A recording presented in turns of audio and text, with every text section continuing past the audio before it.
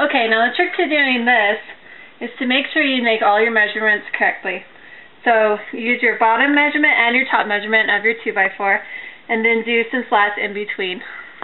And always make sure you use your 3M tech protection safety equipment such as the glasses and the earplugs. Alright, I'm going to talk about how to secure the top of your table to your base. Obviously I've already secured mine, but the best way that I found to do it is to start with the middle. So on your base, on the bottom part, make sure you find the middle mark. Mark that on both sides, so over here and way down on the other side. And then get your middle 2x6. So I got mine, you put it on on the right side or the left side, either way, of the middle mark. And then next is to figure out your equidistance from each side of the base. So our base measured 64.5 inches. The 2x6 is measured 92.5 inches. And so that's 14 inches on each side because the difference would be 28. So I made a mark on each side 14 inches in. So once you do that, you'll have your middle mark, and then you'll have the mark on the 2x6.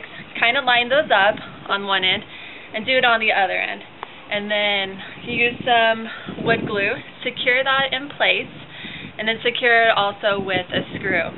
Once you get that mark, you can start working out all the way towards the ends.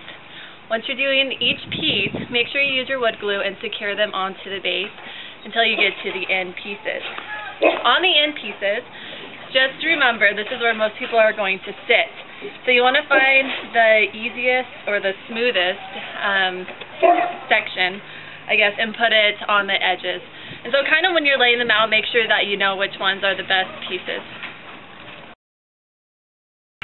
Okay, now is securing your 2x6s to the base. You've already glued them.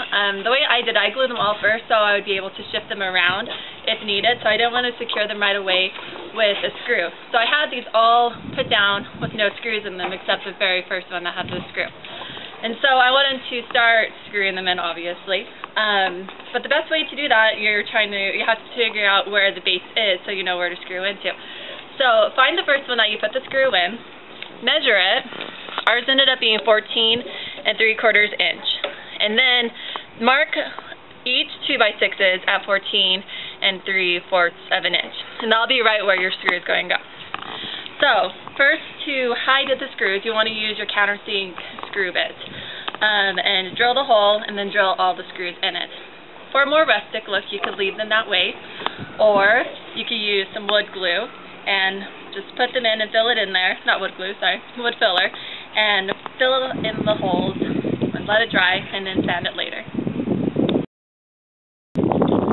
Alright, once you have the tabletop secured to your base and the wood filler has had time to expand and dry, you're now ready to start sanding. The best sandpaper that I've used for this is the 3M 120 medium grit paper. This works perfect to smooth out the whole surface. When you're doing that, you're going to kick up a lot of dust, and make sure that you're in a well-ventilated area. If you're not, make sure you use a mask and always use eyeglasses when sanding. 3M Tech Protection also offers some great supplies for these. So I've already done that first initial sanding.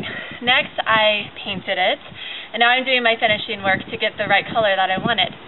So in order to get that look, after I painted it white, I used the 80 coarse grit paint stripping sandpaper from 3M.